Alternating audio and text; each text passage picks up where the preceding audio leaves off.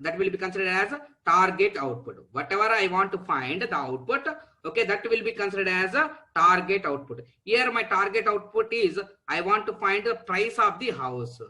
Okay, I want to find the price of the house, and input features are independent feature size. One is the size of the house, another one is the number of rooms of the house, okay. So okay, we need to train each and every model that we considered. Okay, we can train each and every model, okay, each and every model with the input features as well as a target output,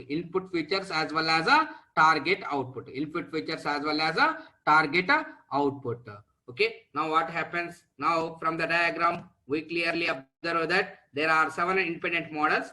Now we train the model M1 with 2 features with the output feature with 2, okay. We train the M1 with 2 features one is size of the room, another one is the number of rooms, okay, number of rooms present in the house. One is size of the house and number of rooms present in the house, another one is a price. So price is the target output, okay. Size and number of rooms will be considered as input features. So input features and target output feature is going to be trained, okay, trained the model M1, okay. So M1 is trained with the 2 independent features and 1 target output feature, okay. So okay, output feature, okay. Next one is M2. Let us consider M2.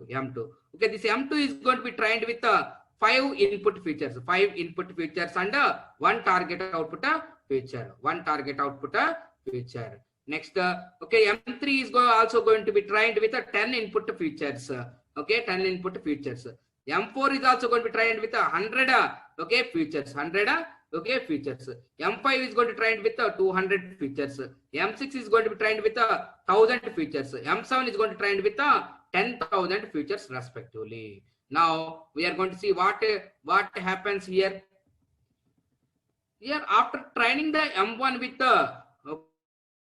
with 2 input features and 1 output feature, okay, now we are going to give a test tuple, okay, to this model M1 to obtain the output, So whenever I gave a test tuple to this model M1, then the model is going to take that test tuple and produces the output value as a ACC1, accurate value 1, okay. So whenever I gave a test tuple to this model M1, after training is over, I am giving the test tuple to this model M1. Then the model M1 produces the output value as a ACC1. Similarly, similarly I gave the test tuple to M2 also, which is trained with the 5 features. Okay, then M2 is going to produce the output as a ACC2. Okay, so now we are going to compare, okay, the output that can be produced by the M1 with the output that can be produced by the M2. In that case, ACC1, okay, is less than ACC2. Okay, ACC1 is less than ACC2. Why? Because ACC1 is the output that can be obtained by training the model M1 with only 2 features. But here I trained the model M2 with 5 features. So ACC2 is greater than ACC1. Okay, so the output accuracy of M2 model is greater than the output accuracy of M1 model. Okay. Next one is again the same test tuple is given given to the M3 model. Okay, then the M3 model is going to produce the output value as ACC3. Okay, ACC3. Now we are going to compare ACC3 with previous model outputs, which is M2 output and M1 output. Okay, by comparing these outputs, we will say that accurate M3, the output that can be produced by the M3 model is greater than M2 model output and M1 model output. Okay, so why? Because M3 model is going to trained with 10 features, but M1 is trained with 2 features only. M2 is trained with 5 features only. Okay, so from this we can understand that whenever we are going to increase the number of features, okay, number of features to train the model, okay, in that case the model is going to produce the output accurately, okay, okay. Okay, next we will see, okay, accurately, okay. Next we will see,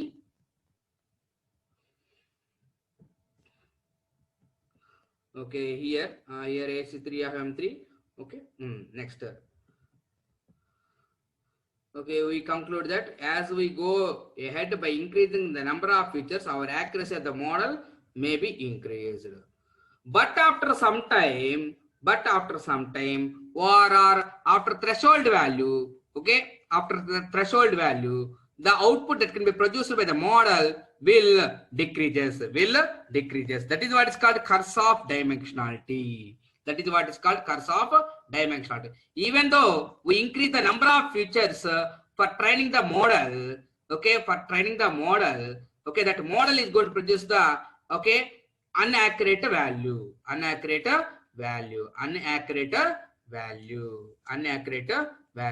okay, which is less than the previous, okay, model output values. Okay, so we conclude that after some time or after threshold value, okay, for example, suppose our threshold value is 10 features only, okay, 10 features వరకు వచ్చే 10 features వరకే మాత్రమే accurate వాల్యూని produce చేయాలని పెట్టాము, ఓకేనా, ఒక limit point పెట్టాను, ఓకే, 10 ఫీచర్స్ వరకు మాత్రమే, ఓకే, ట్రైన్ చేయాలి.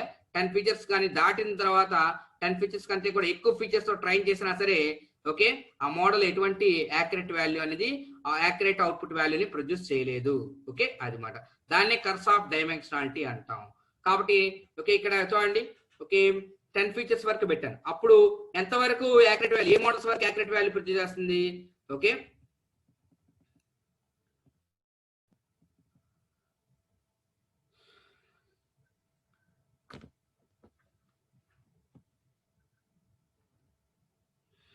M1 అనే మోడల్ యాక్యురేట్ వాల్యూ ప్రొడ్యూస్ చేస్తుంది, M2 అనే మోడల్ యాక్యురేట్ వాల్యూ ప్రొడ్యూస్ చేస్తుంది. కాబట్టి ఏంది, 10 ఫీచర్స్ కంటే కూడా తక్కువ, ఓకే, M3 వాల్యూ కూడా యాక్యురేట్ వాల్యూని ప్రొడ్యూస్ చేస్తుంది. ఓకే, M4 వాల్యూ యాక్యురేట్ వాల్యూని ప్రొడ్యూస్ చేయలేదు, ఎందుకని మనం లిమిట్ పెట్టుకున్నాం, ఓన్లీ 10 ఫీచర్స్ వరకు మాత్రం యాక్యురేట్ వాల్యూ ప్రొడ్యూస్ చేయాలని. ఎప్పుడైతే 10 ఫీచర్స్ కంటే కూడా ఎక్కువ నెంబర్ ఆఫ్ ఫీచర్స్ తో కానీ మోడల్ ని ట్రైన్ చేస్తే, ఓకే, ఏమవుతుంది, థ్రెషోల్డ్ వాల్యూ అనేది, ఓకే, లిమిట్ వాల్యూ అనేది మించిపోయింది అన్నమాట, ఓకే, థ్రెషోల్డ్ వాల్యూ అనేది మించిపోయింది, అంటే 10 ఫీచర్స్ కంటే కూడా మించిపోయింది. ఇక్కడ 100 ఫీచర్స్ అని, ఇక్కడ 200 ఫీచర్స్ అని, ఇక్కడ 1000 ఫీచర్స్ అని, ఇక్కడ 10,000 ఫీచర్స్ అని మించిపోయింది. మించిపోయినప్పుడు ఏమవుతుంది, ఓకే, యాక్యురేట్ వాల్యూని ప్రొడ్యూస్ చేయలేదు,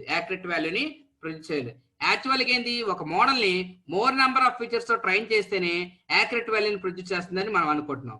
కానీ ఏంటంటే మోడల్ ని, okay, more number of features తో ట్రైన్ చేయటం వల్ల up to A certain limit only, okay, the model is going to produce the accurate value, okay, whenever okay, number of features is going to be exceeded, in that case, okay, even though we train the model with more number of features, there is no use, so the model doesn't produce any accurate value. This is what is called curse of dimensionality. Okay, is it clear for you all? Okay,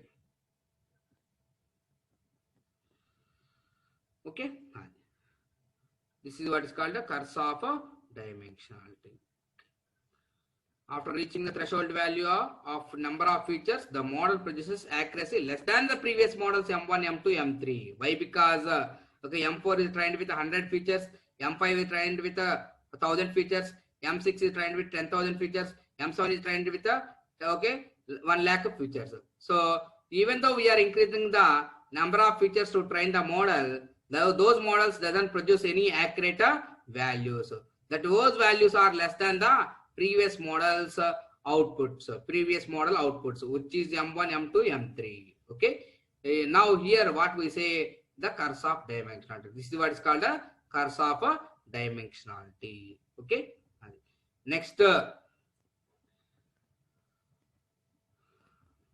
okay, this is all unnecessary. Okay, next, example number 2. Okay, here okay, I trained, okay, here Say each instance described 20 attributes, out of which 2 relevant. Okay. Here I trained the model with 20 attributes. That means 20 features. Let us suppose I trained the model with 20 features. Among those 20 features, only 2 features are relevant to determine the target output. Okay. Okay, మనం ఒక మోడల్ని 20 ఫీచర్స్తో train చేసామండి. కానీ 20 ఫీచర్స్లో ఒక 20 ఫీచర్లు only 2 ఫీచర్స్ని మాత్రమే consider చేసి target అవుట్పుట్ని మనం కనుక్కోవచ్చు అండి. అంటే రిమైనింగ్ 18 ఫీచర్స్ అనేవి వేస్టేనండి. ఓకే, అది మాట. కాబట్టి ఇప్పుడు చూడండి, ఓకే, నెంబర్ ఆఫ్ ఫీచర్స్తో కానీ మోడల్ని ట్రైన్ చేసి ఆ యొక్క మోడల్ యాక్యురేట్ వాల్యూని ప్రొడ్యూస్ చేయలేదు. Okay, up to A certain limit వరకు మాత్రమే యాక్యురేట్ వాల్యూని ప్రొడ్యూస్ చేస్తుంది. దీన్నే కర్స్ ఆఫ్ డైమెన్షనాలిటీ అంటాం. ఆ లిమిట్ దాటిన తర్వాత ఓకే మోడల్ ని ఎక్కువ నెంబర్ ఆఫ్ ఫీచర్స్ తో కానీ ట్రైన్ చేసినట్లయితే ఆ సందర్భంలో కూడా ఓకే యాక్యురేట్ వాల్యూని ప్రొడ్యూస్ చేయలేదు. ఓకే, అది మాట. Okay, for example here I'm considering okay here I train the model with okay sphere attributes.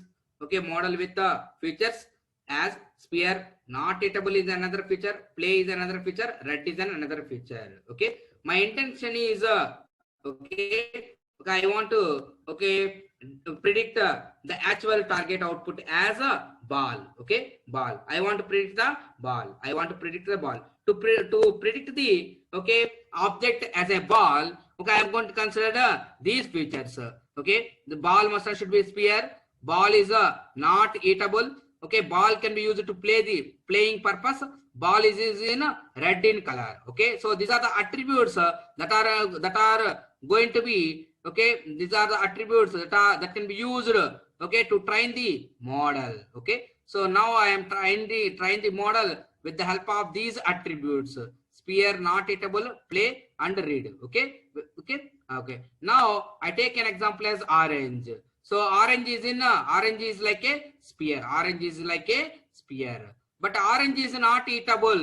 Okay, it is not eatable, but orange is eatable. So this feature is not satisfied. Orange, with the help of orange we cannot play. Okay, this also is not satisfied. This feature is not also satisfied. Okay, orange is not in a red color. Okay, it is also not satisfied. So the model okay is going to be confused. Okay, why? Because with the only 2 features among more number of features, only 2 with the help of 2 relevant features. Okay, if 2 relevant features are going to be satisfied, then the model is going to be predict the information, actual information. Here the model okay only predict only one feature. Okay, one feature is going to be satisfied by the model. So here the model predicts correctly, model not confused. Okay, here okay if you take a ball okay which is in white color, okay here the model okay doesn't predict okay even though it is a ball. Why? Because ball okay sphere is going to be satisfied, not eatable okay it is also going to be satisfied, play is also going to be satisfied, but the color is not satisfied. So the model can be assumed that its color is not red, so it is not a ball. Okay, so from this concept we clearly understand that if we okay trained a model with more number of features then the model is going to be confused to predict the actual output. This is what is called curse of dimensionality. Up to a certain limit limit of features only the model is going to be okay predict the actual target output. Okay, if the limit is going to be exceed, the model is going to be unable to find the actual target output. This is what is called curse of dimensionality. Okay, I completed dimensionality, curse of dimensionality and its example. Okay, among these 2 examples you are able to write you can write any one example. Okay, explain curse of dimensionality with an example. Okay, if the question is asked like that you have to write what is dimensionality, what is curse of dimensionality definition. After that you have to write okay one example. Okay, one example.